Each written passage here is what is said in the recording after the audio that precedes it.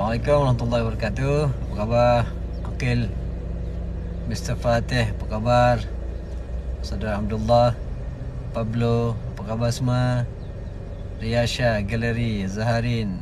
Okay, Assalamualaikum. Terima kasih kepada sahabat-sahabat yang singgah. Okay, ada yang lalu tapi tak singgah, tak apa, tak masalah, saya faham. Sebab hari ni hari kerja, semuanya sibuk-sibuk belaka. InsyaAllah saya pun sibuk. Kita ada masa lebih kurang 15 minit saja untuk sembang-sembang pagi ni. Dan ini tajuk kita, sahabat-sahabat. Tajuk kita sambung tajuk semalam. Semalam tajuknya adalah kenapa duit kita sentiasa tak cukup. Semalam saya dah jelaskan. Antara sebabnya adalah hilangnya keberkatan daripada rezeki kita. Kenapa hilang keberkatan daripada rezeki kita? Kerana dalam rezeki kita itu terdapat benda-benda yang haram. Sama ada cara kita mendapatkan harta itu adalah haram, ataupun kalau tak haram pun dia syubhah. Syubhah ni apa dia, sahabat-sahabat? Syubhah ni kita tak berapa jelas. Ini halal ke haram ke, halal ke haram ke, akhirnya jadi halam. Halam tu artinya campur haram dengan haram. Halal dengan haram jadi halam. Okey. Jadi kita tak nak harta-harta yang sebegitu. Kita nak apa yang disebut oleh Nabi SAW, innal halal bayyin. Halal tu jelas, kita tahu. Memang halal. Contohnya kalau kita beli produk apa-apa, kita tahu ada tulis halal, halal jakim, maka kita yakinlah itu adalah halal. Walaupun kadang-kadang terdapat juga yang tulis halal jakim tu kadang-kadang tak halal. Sebab apa tak halal? Sebab stiker tu dia buat stiker palsu, tak dapat pun halal jakim. Tetapi mereka cari stiker ataupun dia print stiker letak dekat produk mereka, sedangkan produk itu tak halal pun. Jadi ini satu bentuk penipuan lah. Tapi kalau boleh, kita pastikan bahawa produk itu halal. Itu asas dia. Begitu juga kalau kita terlibat. Waalaikumsalam Saudara Zukai, apa khabar, sihat Allahumma salli ala sayyidina Muhammad. Okey. Jadi begitu juga kalau kita terlibat dengan produk-produk perkhidmatan. Perkhidmatan, bukan produk tapi adalah perkhidmatan, tapi dia panggil produk jugalah. Contoh, kita beli emas. Kita beli emas contohnya online. Boleh tak beli emas online? Boleh, tapi kena pastikan bahawa segala-galanya menuruti perintah ataupun mengikut peraturan-peraturan yang telah ditetapkan oleh hukum syarak. Contoh, kita beli emas online boleh. Ulama menyebutkan boleh kita membeli emas online dengan syarat emas tu memang wujud, bukan skim. Ada juga yang berbentuk skim. Beli, namanya beli emas, tapi emas sampai bila pun tak dapat, sampai kiamat pun tak dapat emas.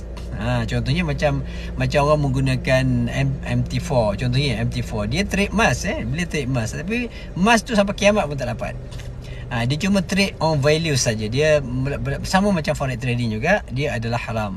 Apa saja produk ataupun apa saja trade yang kita buat menggunakan MT4, secara umumnya semua adalah haram, kerana produk yang kita beli ataupun yang kita trade itu tidak dapat kita miliki secara sempurna.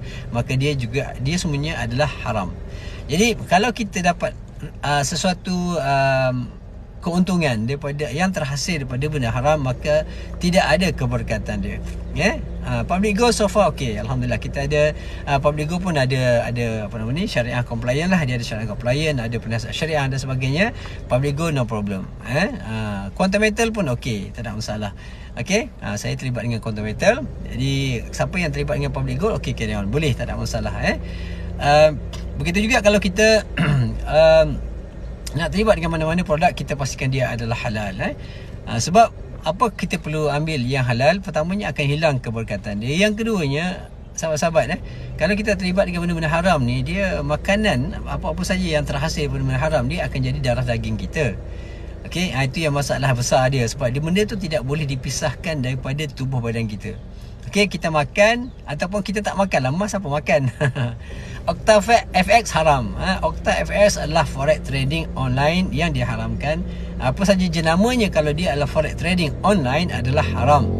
Itu dah jelas dalam banyak fatwa yang dikeluarkan oleh Majlis Fatwa Ulama, bukan sahaja di Malaysia, tapi di seluruh dunia mengatakan dia adalah haram. Okey. Jadi kita kena pastikan segala apa yang kita ambil itu adalah halal. Supaya apa? Sebab macam saya sebutkan tadi, kalau kita ambil benda yang haram, mana emas memang kita tak makan, tapi daripada jual emas itu, daripada trading emas itu, kita dapat untung. Daripada untung kita beli makanan. Jadi hasilnya daripada mana? Hasilnya daripada benda yang haram. Maka nasi tu walaupun pada asalnya adalah halal, tapi oleh kerana hasilnya daripada yang haram, maka nasi itu jadi haram. Hukum je haram, makan daripada hasil yang haram adalah haram. Jadi selain daripada dia tidak ada keberkatan, harta kekayaan yang dia terhasil daripada hasil yang haram ini tidak akan membawa kebahagiaan kepada kita, sahabat-sahabat. Jiwa kita akan meronta, jiwa kita akan gelisah, jiwa kita tidak akan duduk senang lah. Sebab apa? Sebab benda haram ni dia ada syaitan di dalamnya. Benda haram ada syaitan. Syaitan akan sentiasa mengganggu pemikiran kita, akan mengganggu hati kita, akan merosakkan hati kita, menjadikan hati kita keras, susah nak dapat nasihat. Bagi nasihat macam-macam mana pun dia akan cuba mencari jalan, mencari helah untuk menghalalkannya. Kenapa tu? Kerana benda haram ni dah masuk dalam hati. Jadi bila benda haram masuk dalam hati, sahabat-sahabat, dia akan jadi keras, dia payah nak nasihat. Sebab itulah antara sebab kenapa kita tengok anak-anak kita kadang-kadang keras kepala, degil, tak dengar nasihat, antaranya adalah kerana kita bawa benda haram dalam keluarga. Isteri pun kadang-kadang tak dengar cakap suami, maknanya nusyus, derhaka pada suami. Antaranya adalah berpunca daripada benda yang haram. Walaupun ada orang kata apa kaitannya dengan suami yang berdosa, kalau isteri yang menanggung. Dia tak, bukan masalah dosa, masalah kesannya. Kesan apa yang kita bawa benda yang haram itu akan memberi kesan kepada keluarga. Keluarga pun juga makan benda haram walaupun dia tak berdosa. Keluarga, anak tak berdosa, isteri tak berdosa dengan perbuatan suami dia, tetapi kesannya tetap dirasai oleh isteri dia sebab masuk benda haram dalam tubuh badan isteri dia. Maka dia memberi kesan yang tidak baik, yang sangat negatif, yang menyebabkan gelap hati isteri dan anak-anak. Waalaikumsalam. Salam sejahtera Armada. Alhamdulillah, insyaAllah Tuhan juga, mudah-mudahan Allah Ta'ala memudahkan.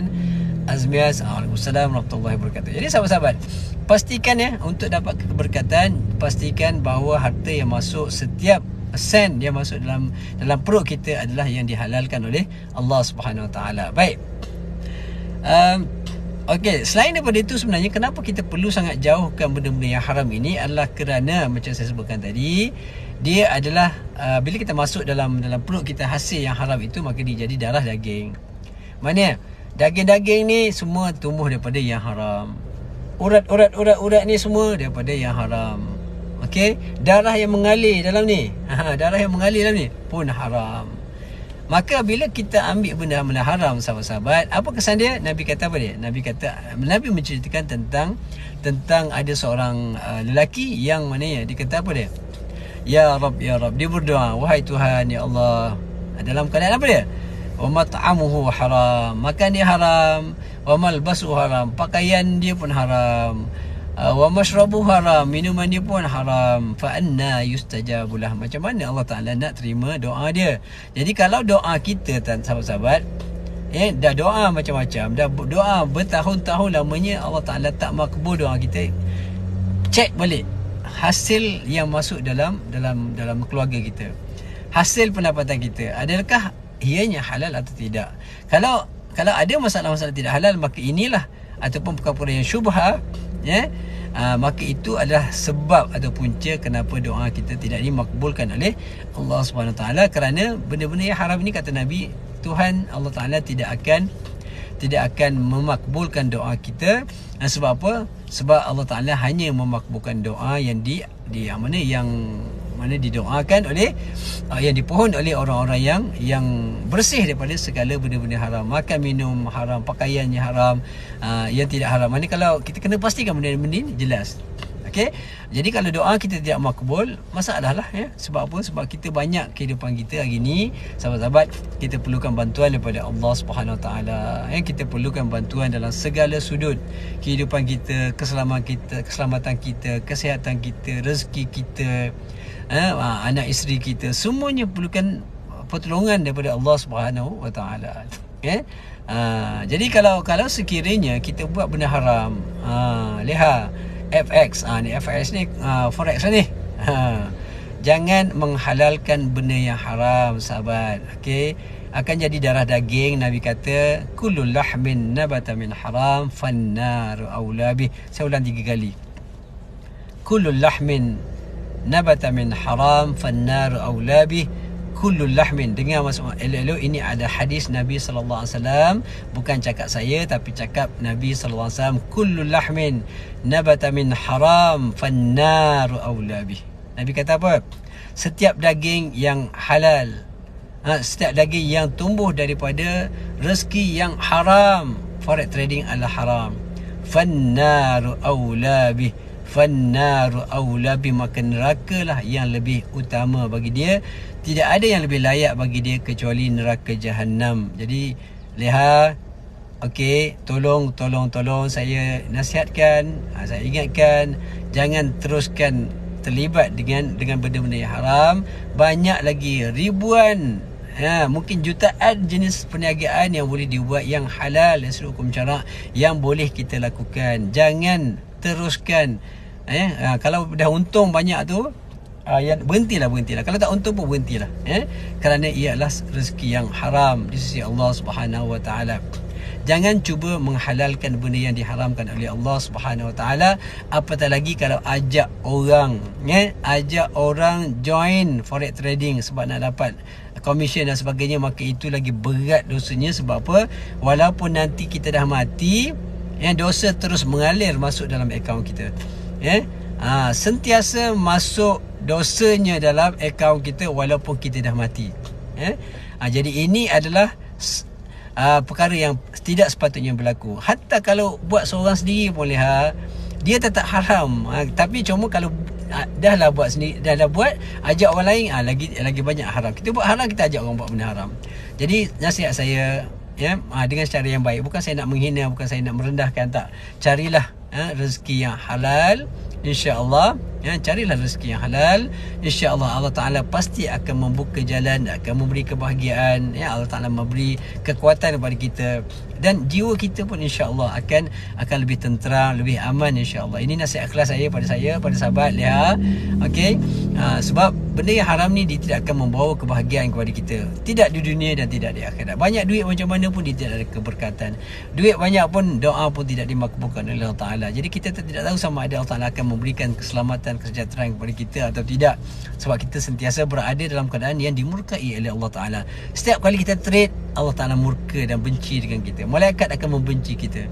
Ingat sahabat-sahabat, Allah SWT kalau sekiranya Allah Ta'ala menyayangi seorang hamba, maka Allah Ta'ala akan panggil para malaikat, panggil makhluk-makhluk, dan Allah Ta'ala akan mengatakan, wahai para malaikat, wahai makhluk-makhluk semua, okey, aku sayang pada fulan si fulan ni, hamba-Ku, maka hendaklah kamu doakan keselamatan dan kesejahteraan bagi dia.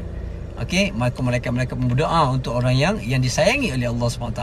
Sama juga keadaannya orang yang dibenci Allah Ta'ala, orang dimurkai oleh Allah Ta'ala. Bila ada mana-mana hamba yang dibenci, dimurkai oleh Allah Ta'ala, maka Allah Ta'ala panggil para malaikat, panggil semua makhluk-makhluk dan memberitahu pada makhluk-makhluk, pada malaikat, wahai para malaikat, wahai para makhluk semua, aku benci, aku murka kepada si fulan ini kerana dosa-dosa yang dibuat. Maka bencilah kamu. Maknanya doalah benda yang tidak baik untuk dia. Jadi kita tak nak kita termasuk dalam doa-doa yang buruk oleh para malaikat, sahabat-sahabat. Jadi saya tidak ada kepentingan apa-apa. Saya tidak ada kepentingan apa-apa, tapi saya menyeru dan mengajak sahabat-sahabat, khususnya yang terlibat dengan forex trading, supaya jauhkan diri anda daripada benda yang haram ini, kerana benda haram tidak akan membawa kebahagiaan. Mungkin dapat untung sikit sebanyak dunia, tetapi dia akan membawa kesengsaraan yang kekal abadi di akhirat. Sahabat-sahabat, dunia ni sekejap saja. Kaya macam mana pun kita akan mati. Susah macam mana pun kita akan mati. Okey? Hebat macam mana kedudukan kita pun kita tetap akan mati, dan akan berakhir segala-galanya, dan kehidupan kita yang kekal abadi adalah di akhirat nanti. Jadi sahabat-sahabat, jam telah menunjukkan 8 tepat, jadi saya terpaksa berhenti di sini. Terima kasih kepada sahabat-sahabat yang bersama pada pagi ini. Mudah-mudahan Allah Ta'ala memberkati sahabat-sahabat semua, memberikan kekuatan pada Leha tadi, dan juga sahabat-sahabat yang terlibat dengan forex trading, supaya menjauhkan segala bentuk hasil-hasil yang haram demi untuk kebahagiaan kita dunia dan akhirat, insyaAllah. Jadi minta maaf banyak-banyak.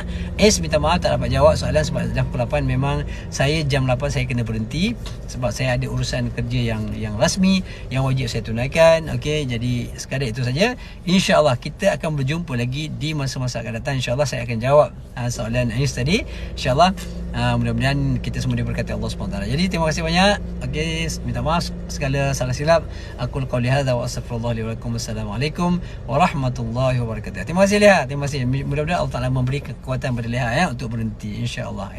Minta maaf banyak-banyak kalau ada tersentuh. Minta maaf banyak-banyak. Assalamualaikum. Jumpa lagi insya-Allah sahabat.